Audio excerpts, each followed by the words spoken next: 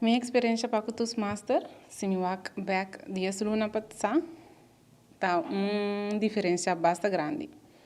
Pessoal, para mim, estava uma pessoa com nunca lo averiguar de estar assim na abrir com ele, ani fazendo a interview aqui.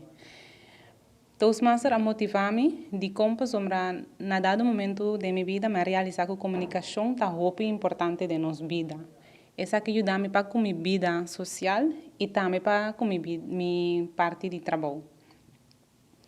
Mirando com minha nota, gente que gosta de papel machá. Então, o Toastmaster me a oportunidade para criar a habilidade de crescer, de pôr bem com a ideia, moda como por spreek uit, essa aqui também para sombrar. Senão, a minha nota bata, gente que está papel fácil. Exacto, algo que vou recomendar a gente que tem problema de medo de comunicar. Correto.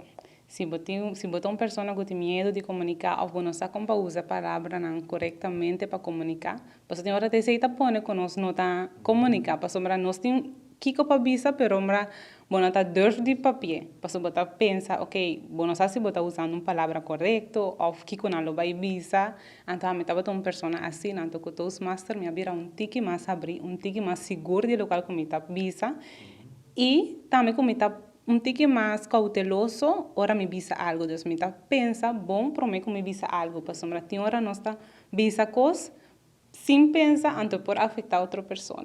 Que vou nós de programa de Toastmasters? Sim, o programa de Toastmasters é um programa educacional. Cada pessoa pode escolher o que é importante para ensinar ou crescer dentro. Tem diferentes trajetos que você escolher fazer, 3 em total. Pero, por exemplo, se você trabalhar uma melhor apresentação, você pode escolher o trajeto para trabalhar a apresentação. Quizás você trabalhar liderazgo, você pode trabalhar o trajeto de liderazgo dinâmico. Porque planeia mais melhor, planeamento inovativo, pois tem diferentes trajetos que você pode escolher. Por exemplo, você tem também, se você coach gente mais melhor de seu trabalho, ou quizás de deporte, você pode escolher para coaching efetivo. Pois tem diferentes trajetos que você mesmo pode escolher, então trabalhar e pensar para você poder vir mais melhor em área.